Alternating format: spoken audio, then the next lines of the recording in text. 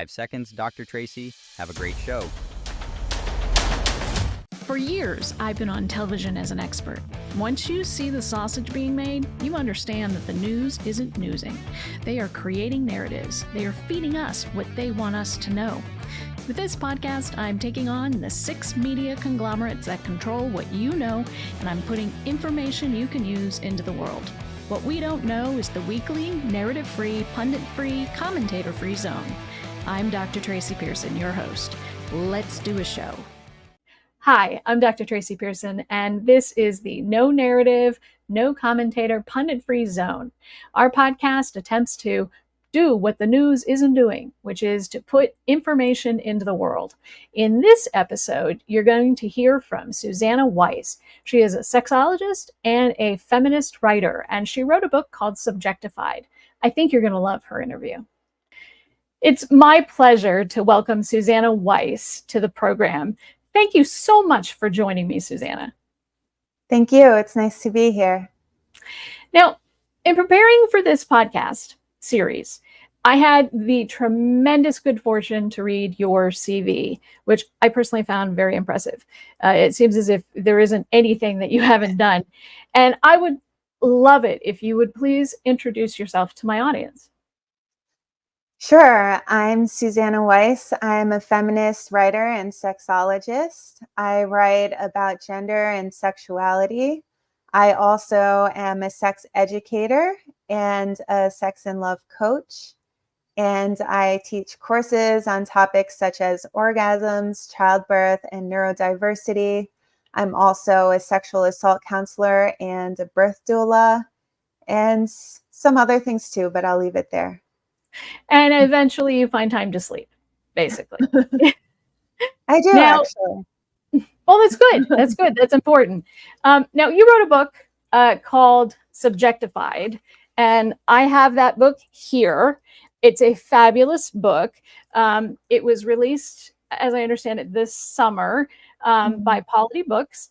And I can say that having read it, that I would describe this book as effortless writing. And what I mean by that is that the words just dance off the page. And I would like you to share with the audience, what is this book about? This book is about the objectification of women and how we can end it.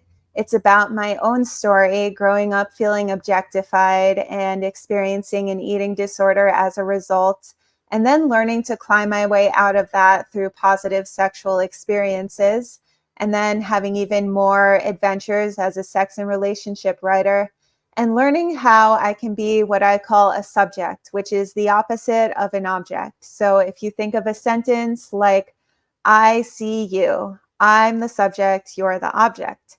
And what I noticed is women are often made the object, not just in the traditional sense of the way in which their bodies are displayed, but in the sense of how they are the object of verbs like see and pursue and want. There's even that saying that the desire of the man is for the woman, but the desire of the woman is for the desire of the man.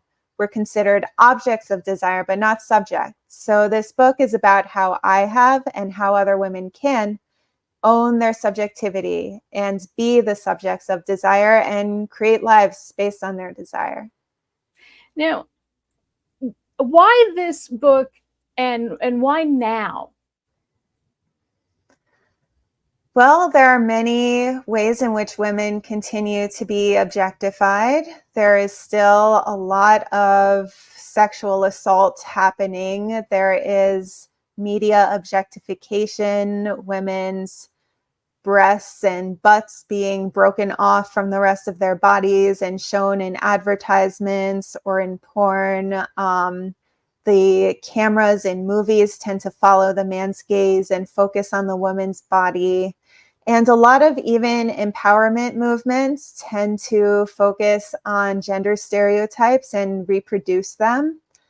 For instance, I live in LA, and this may be more of an LA thing, but there's this business of divine masculine and feminine coaching that is all about teaching women to quote unquote be in their feminine by relaxing and receiving and not pursuing. And a lot of movements like these are replicating the same stereotypes. And so I wrote this book so that we could have something better than that, hopefully.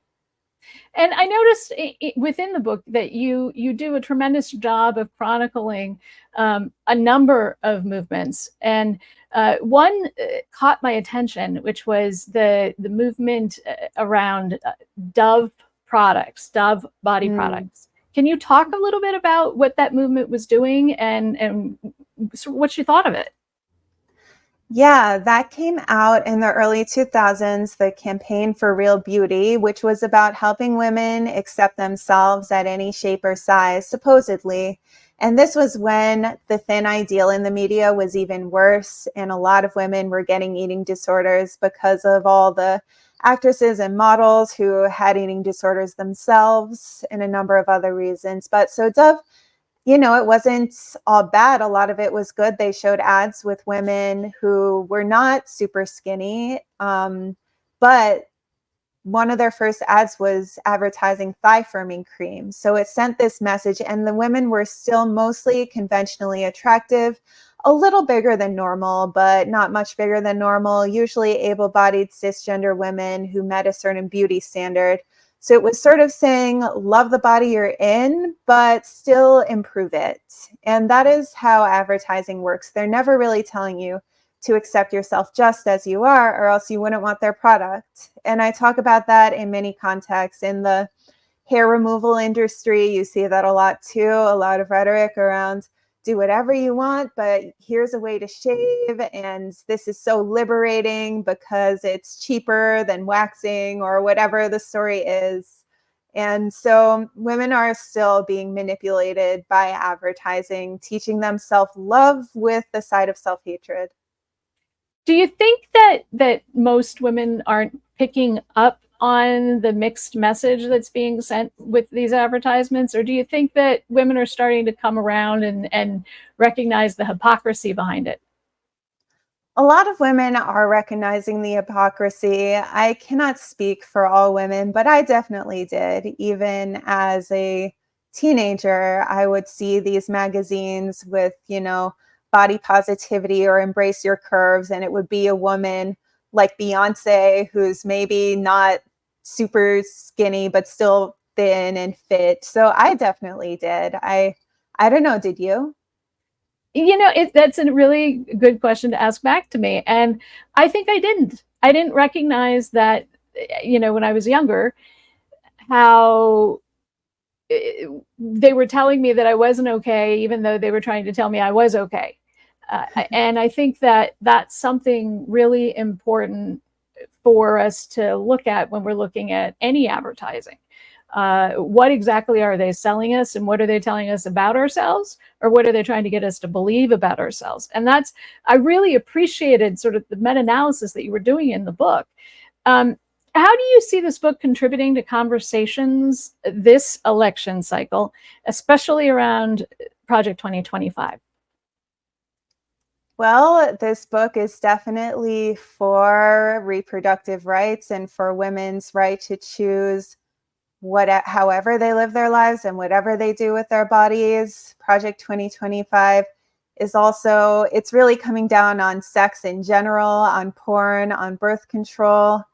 I also think my book goes further than the current political debates happening. For instance, I ask, why is so much of the conversation about birth control about women and not about men? And porn, I definitely am not prohibiting porn, but I do think we should distinguish between feminist ethical porn and mainstream porn on tube sites that is not made ethically. So in general, my book is against that project, but I also think it's not quite what most of the liberal advocates are talking about either. I appreciated that you were taking a different approach to a number of subjects. And that's why I think it's a great book for people to read and get their hands on.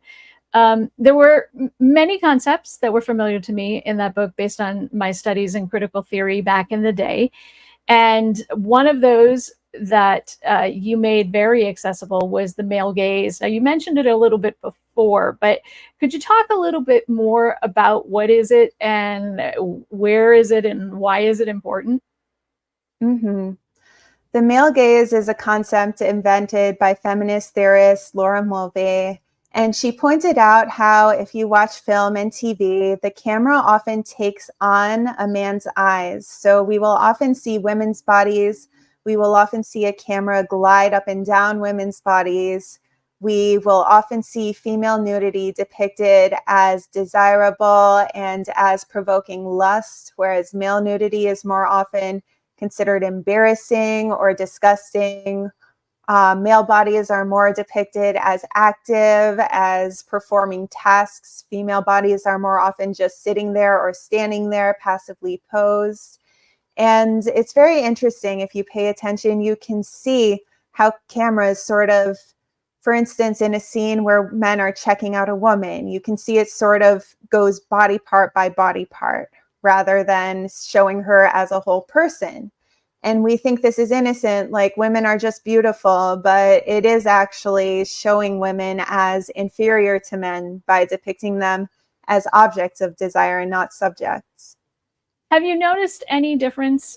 Granted that female directors are rare, as we know from the Oscars, but have you noticed a difference in the way that female directors might direct a film versus male directors? Have you picked up on that at all, or is there really no difference? Sometimes it replicates it, sometimes it doesn't. There are definitely more shows and movies that center women's perspectives and show women being sexual in a way that is for them. There also are porn directors like Erica Luss that are depicting porn from women's perspectives and showing women's genuine pleasure. So I do think we're making progress. Now, back when Vice President Kamala Harris was Senator Harris, she asked Brett Kavanaugh, now Supreme Court Justice Brett Kavanaugh, about any laws that regulated the male body. And, well, he couldn't come up with any. But you touch on one of the laws that frankly, we don't think about, which is the inability of women to walk around topless in public. And could you talk a little bit about that restriction and the choice to include it in your book? Yeah, so I write about the Free the Nipple movement, which was popular when I was in college and soon after. And I write about my own conflicting feelings about it because I don't think female toplessness should be prohibited. And I think if a woman wants to sunbathe nude, which is legal I know at least in LA, that can be a fun thing to do and that should be fine. But I've done it, but at the time, I felt really conflicted because it got sexualized like everything that a woman does. There were men's magazine covers saying so-and-so frees the nipple, like with a nude photo of a celebrity. And it's like, wow, have we really made progress, or are we just doing the same things and co-opting it with this empowerment rhetoric? And I remember feeling like, do I want to free my nipple? It doesn't feel safe. It doesn't feel safe when it still feels like it's super sexualized. And what I appreciate more than the sexualized images is, for instance, moms who are breastfeeding and showing cracked nipples and, the side of breasts that we don't often get shown, which is the unsexy side. That to me feels more liberating than here's another way we can be sexy. And so I also talk about experience I had being a model in a nude drawing class, and how it was the most liberating when a man told me, I like drawing men better because I think the lines are more intricate. He wasn't looking at me like I was this beautiful object for being a woman. He was just doing art, and the men were looking at in my eyes and treating me respectfully. So I think nudity can be liberating, but only if you get to decide for yourself what your nudity means. I thought that was really interesting that most of the students, or all the students in that class, were male. Yeah. How long is that? the only time that you acted as a model, or did you do it other times? As a figure drawing model, I did just do a photo shoot in a bikini, which was very interesting. And actually, do you want me to tell that story? It relates to the book. Absolutely. There's a chapter in the book called Why Buy the Cow When You Can Both Be Free? It's a play on the saying, why buy the cow when you can get the milk for free? And it shows how that saying still commodifies women and treats them like cows. So very ironically, at a reading of my book, I met a photographer who was doing a series of photographs of women in cow bikinis and cow hats. So and he wanted me to model for him. So I was like, maybe this is an opportunity to refine my feelings about women as cows. So I put on this cow outfit. There was a little collar and ears and a bathing suit.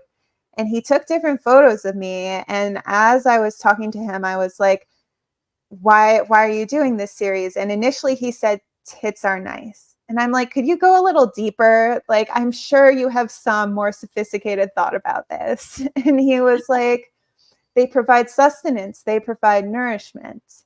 And it made me think about how being like a cow is not necessarily a bad thing. It's about respecting both humans and cows as providing something for you and also being their own beings and having reverence for them. And I kind of developed a new relationship with that idea because of that. Hey, this is Dr. Tracy. I am such a tease. I know you enjoyed what you heard, so join me over on patreon.com/Tracy Explains to hear or see the episode. There are 3 great membership options. See you there.